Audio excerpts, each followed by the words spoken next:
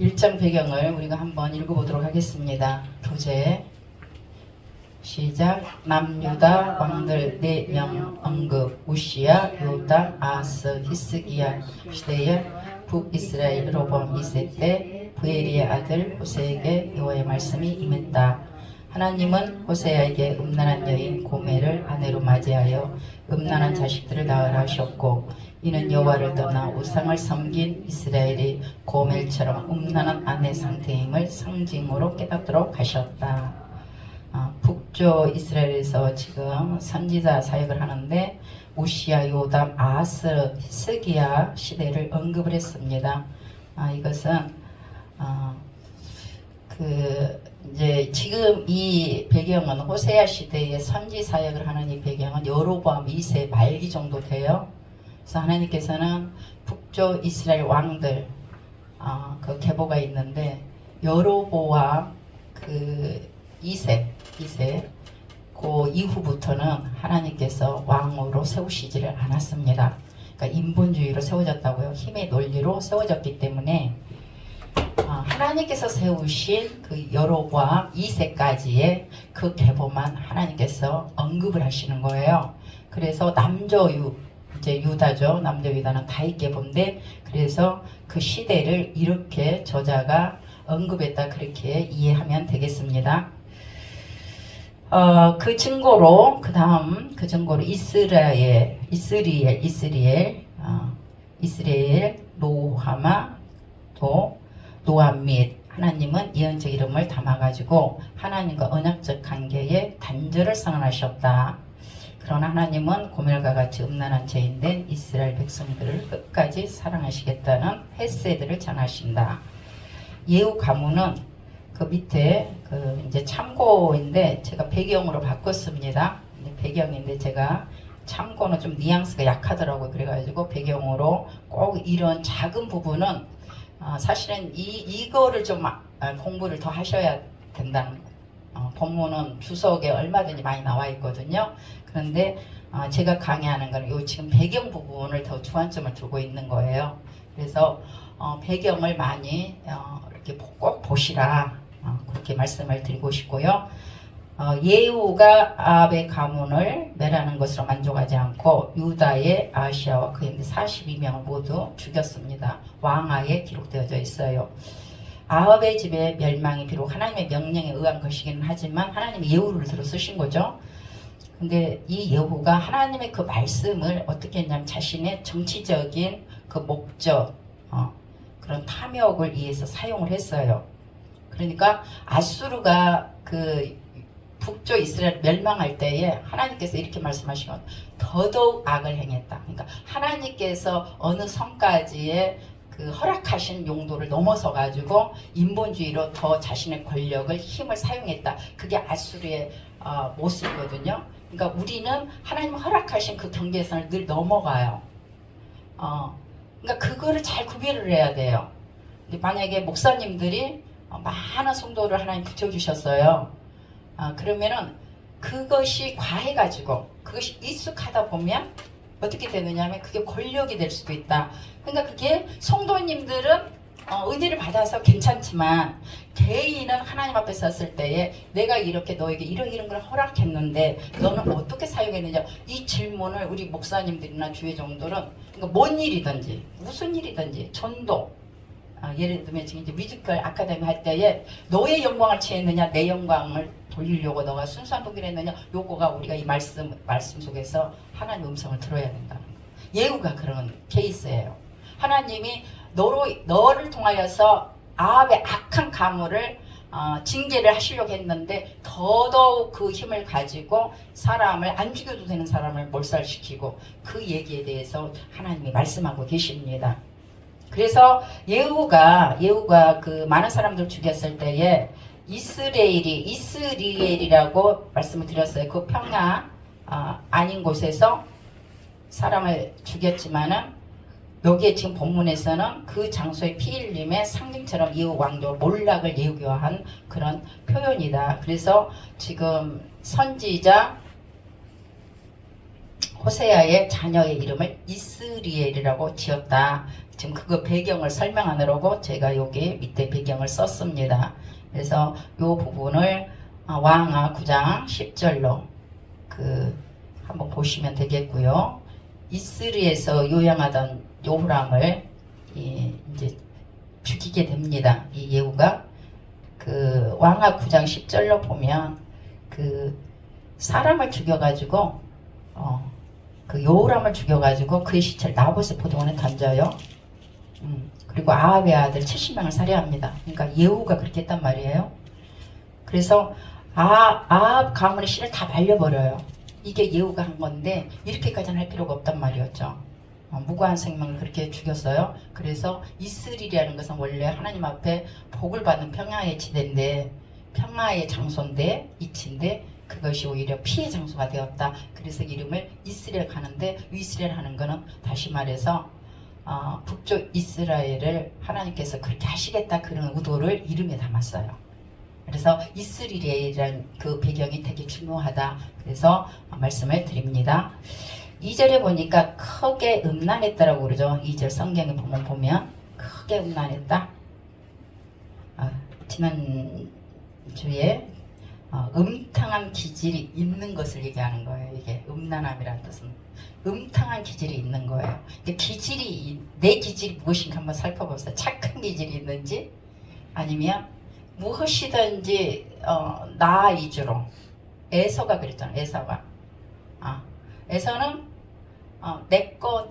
내거라고 창세기에서 얘기하고 있습니다. 계속 이것도 내거, 저것도. 그러니까 의도적으로 내거 표현하는 이유가 있겠죠. 그런 기질을 가지고 있는지 굉장히 탐욕적이죠. 그러니까 북쪽 이스라엘의 모습이 에서와 같아요.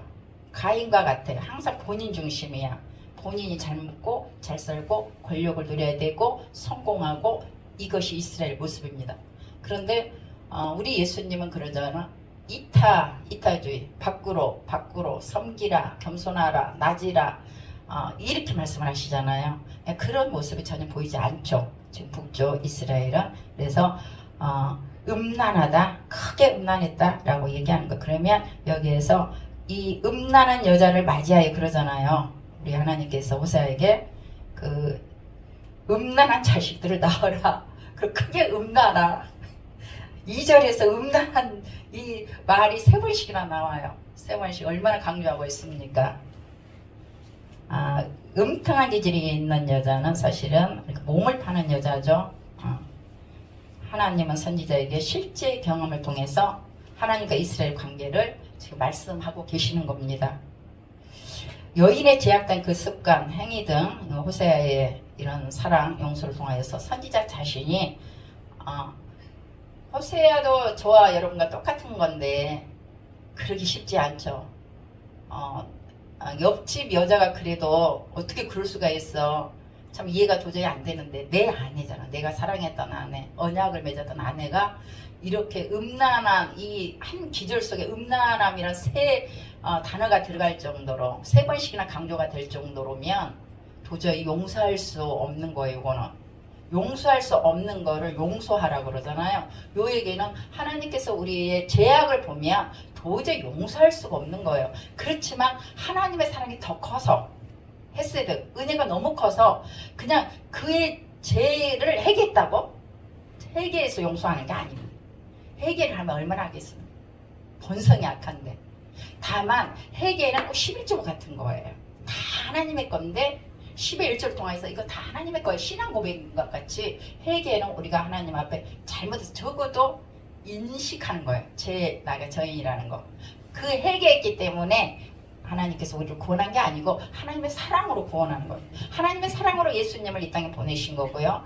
우리 예수님도 사랑했기 때문에 십자가에 스스로 자원하여서 십자가를 짊어지신 거지, 우리가 회개했기 때문에. 예수님을 믿었다고 구원받는다고 적어도 우리 신앙에 성숙하면 성숙할수록 그렇게 하면은 플러스 마이너스가 되는 것 같이 그렇게 우리가 내 의가 드러나는 거죠. 그래서 우리의 믿음이 어렸을 때는 가르쳐준 대로, 그래 예수님 믿어서 내가 구원받은 거야. 예수님께서 내 죄를 사하여 주셔서 내가 그분을 믿었기 때문에 그분이 내 죄값을 치러주셔서 이제 나는 구원받았어. 이렇게 할 수 있지만 이제 우리가 성장할수록 성장하면은 내 죄가 회개한 데 얼마나 회개했을까. 그저 하나님의 은혜로 나는 구원받았지. 이 사랑이 여기에 지금 드러나는 거예요. 호세아가 도저히 용서할 수 없고 이 가정생활을 부부로서 연결해 갈 수는 없지만 사랑으로. 그러면 무슨 사랑을 했을까요? 호세아가 고멜을 사랑하는 마음으로 한 게 아니고 주님 앞에서 한 거. 주님을 사랑했기 때문이 아니고요. 주님을 사랑했기 때문이 아니고 주님의 말씀에 순종한 거예요. 적어도 우리가 하나님을 사랑하지는 못해도 순종하는 자세는 있어야 된다. 그 순종 자세도 이스라엘 백성이 지키지 않았다. 그게 율법이잖아요. 율법으로 주셨잖아요. 그러면서 픽업을 한 거예요. 호세아가 못나서도 아니고요. 하나님께서 호세아를 하나님의 구속사를 이루어가는데 하나님의 복의 통로로 호세아는 쓰임을 받았어요. 아마 땅에서는 호세아가 인간적으로 참 슬퍼하지 않았을까. 하나님 앞에 순종하고 헌신을 했지만 아픔, 트라우마가 있지 않았을까. 그런데 하나님 앞에 가서 보니 하나님의 구속사, 은혜를 베풀고 또 사랑을 보여주고 확증하고 경험케 하는데 내가 쓰임을 받았구나. 하나님 나의 작은 먼지와 같은 존재였지만 하나님 나를 써주시고 하나님의 임재에 내가 참여한다는 그런 것을 우리가 여기에서 배워야 되는 거예요. 요게. 그래서 여러분들이 하는 모든 일들이 내가 하나님 앞에 뭔가 해드려요. 이 자세는 어렸을 때 하는 자세고 성숙하고 성장할수록 저를 써주셔서 감사해요. 이거예요. 하나님 저를 참여시켜 주셔서 감사해요. 제가 주를 위해서 작은 일이라도 힘든 것이 너무 감사해요. 이런 마음으로 다 여기 오신 줄 믿습니다. 이것이 성장한 단계고 맏아들 자세예요. 맏아들이 상속자잖아요. 저희들이 상속자잖아요. 그걸 지금 얘기하고 있습니다. 이제 7절 한번 볼게요. 7절 활, 칼, 전쟁, 말, 마병. 전쟁 용어입니다. 하나님께서 아수르는 활, 칼, 전쟁, 말, 마병으로 구원하지 아니하리라 이렇게 얘기를 하고 계세요. 그러니까 북쪽 이스라엘을 하나님께서 그냥 멸망시키시겠다는 뜻이에요. 이거는. 그렇지만은 나는 유다는 구원할 거다 그 말씀이에요. 바로 저희들이 유다 백성들입니다. 영적으로. 그럼에도 죄악 속에 피어난 우리들일지라도 내가 그럼에도 나의 사랑으로 내가 유다를 구원하겠다. 긍휼을 베풀겠다. 그 말씀. 그런데 북쪽 이스라엘은 하시지 않겠다. 결정을 내리신 거예요. 많은 기회가 있었는데 기회를 놓쳤고요. 이것은 그러면은 북쪽 이스라엘이 너무 억울하잖아요. 남쪽 유다도 결국 멸망해가지고 멸망했다는 거는 죄악 가운데 있었다는 얘기잖아요.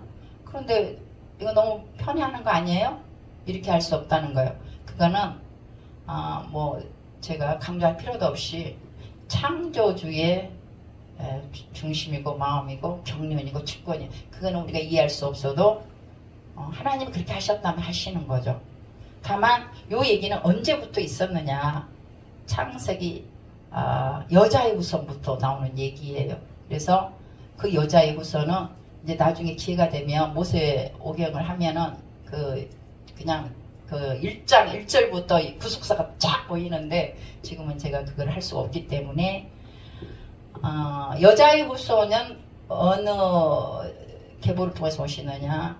야곱이 예언을 하잖아요. 49장에서 창세기 49장에서 예언할 때 그때 나오고 그 구속사를 통하여서 다윗 왕이 세워지고 그것이 남쪽 유다 쪽에 통일 왕국의 첫 왕이잖아요. 사울에 이어서. 그러면은 그 계보 속에서 유다 지파 창세기 38장에 유다가 나오죠. 근데 유다가 이쁜 구석이 없어요. 창세기 읽어보면 그 아버지 집에서 내려갔어요. 어디로 가나안 지경으로 내려갔어요. 그러니까 세상 가운데로 나왔는데 그래가지고 참 많은 에피소드 겪잖아요. 성경 뭐라고 얘기하냐. 유다 지파를 통하여서 다윗 왕이 세워지고 그 이제 후에는 우리 여자의 후손 대신 우리 구속주 대신 예수님 오시지만 유다 지파가 잘난 게 없다 그 얘기하는 거예요. 남쪽 유다가 하나님의 특별한 용서와 긍휼을 받고 다윗 왕이 세워지고 그리고 이제 신약시대 오면 우리 예수 그리스도 오시는데 그거는 우리 신약의 관점이고요. 그 구약의 관점에서는 예수님을 잘 모르시잖아요. 다만 다윗왕만 얘기하는 거잖아요. 다윗왕 계보를 통하여서 다윗의 후손 가운데 메시아가 오는 것만 알고 있잖아요. 그런데 너희들이 의가 어디 있느냐? 없다는 거를 창세기 38장에서 이미 얘기를 해주잖아요. 오히려 더 타락했어요. 그죠? 이방 여인하고 결혼하고 자녀들이 타락하고 그것들에 대하여서 그것을 통해서 우리는 뭐를 느껴야 되느냐? 우리가 아무 의가 없다. 하나님의 사랑을 받을 만한 의가 하나도 없다는 걸 우리는 배워야 되는 거야. 나는 그리스도인이야. 나는 교회를 다녀. 나는 예수님을 믿어. 이것은 감사의 조건이죠. 교회를 다니고 예배를 드리고 헌금을 하고 전도를 하고 하나님 앞에서 내가 뭔가를 헌신하는 거는 뭐다 내가 해드리는 게 아니고 하나님의 나를 동참시켜주고 나를 초대해 주는 거고 맡긴 거예요. 그런 관점이 있어야 된다. 그런데 북조 이스라엘 하나님은 그냥 내버려 두기로 했어요. 이 말씀은 그 참고날에 보면 유다 왕 히스기야 왕 때 아수르 요게 이제 역사 가운데 증명이 돼요. 아수르가 그 다 포위를 했어요. 북조 이스라엘을. 그리고 멸망시켰어요. 그러면 이제 내려와 가지고 유다를 이제 포위를 해 가지고 무너뜨리면 되는 거예요. 그 직척에 있는 거예요. 그러니까 백척간두와 같아. 바람 앞에 정말 그 촛불과 같은 그런 위기 가운데 있을 때에 하나님께서 히스기야가 기도했기 때문에 하나님께서 이 기도를 응답하시다 그런 차원으로 우리는 보면 안 되고요. 하나님의 구원 역사가 있었다 이렇게 보셔야 되는 거죠. 그래서 그때 사내립이 돌아갔잖아요. 자기 나라로 자기 나라 돌아가고 많은 사람들이 죽었잖아요. 그죠? 18만 5천 명이 그냥 하룻밤 사이 죽었다고 그래요. 여호와의 사자에 의해 죽임을 당했어요. 근데 그 그리스의 헤로도투스 역사학자나 말하기를 패스트병이라고 얘기를 해요. 지가 옮겨주는 무슨 그런 전염병인데 뭐 그냥 하룻밤에 죽어버리는 그런 병이 있는 모양입니다. 그러니까 하나님께서 그 지금 촛불 앞에 촛불과 같이 흔들리는 그런 위기 가운데에 하나님께서 주권 역사를 행하셔가지고 은혜를 베푸신 것이 지금 호세아 7절에서 얘기한 것처럼 유다는 긍휼을 베풀 것이다. 그것이 역사 가운데 증명되었다는 것을 작은 예를 통하여서 우리에게 말씀해주고 있습니다.